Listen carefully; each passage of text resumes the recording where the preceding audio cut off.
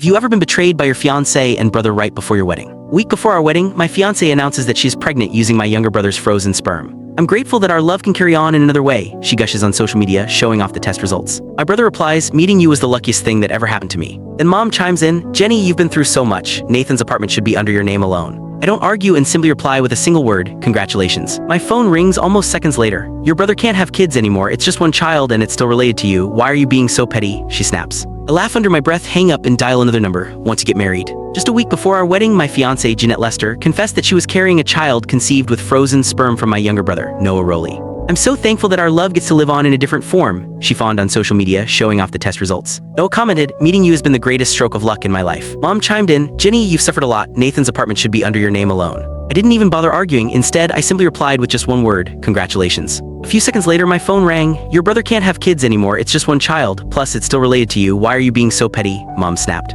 I let out a quiet laugh, ended the call, and dialed a different number. I asked, would you like to get married? There was a brief pause on the line before the other end erupted in shrieks of joy. Really? You finally thought it through. I'll book my flight back right now. You had better not back out. See you at the city hall next week. Then came a playful, drawn-out honey. That last word caught me off guard. My ears burned and the flicker of regret I'd felt over acting on impulse disappeared. Perhaps it wasn't such a bad idea after all. Meanwhile, Jeanette updated her social feed again. Out of curiosity, I clicked on it, only to see a photo of her massaging Noah's legs. She was smiling as if she couldn't be happier. The comments section was filled with banter from her friends. Among them, I spotted a comment from Noah. It read, if only we'd met before you were engaged.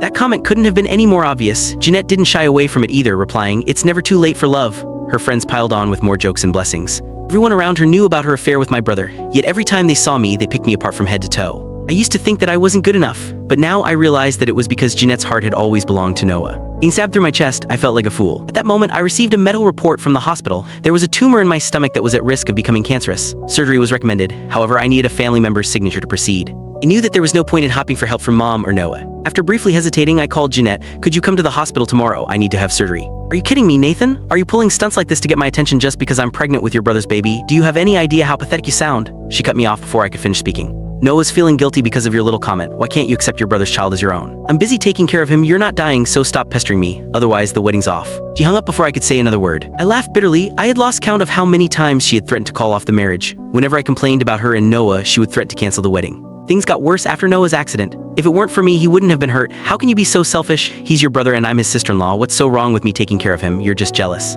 If it weren't for Noah, I never would have agreed to marry you. You're not even half the man that he is. Accusations from her were endless, but the truth was that Noah had gone into that crash while sneaking off to see her under the guise of bringing her medicine. While I collapsed from a bleeding ulcer after drinking myself sick to buy her dream home and afford her lifestyle, she was meeting my brother in secret.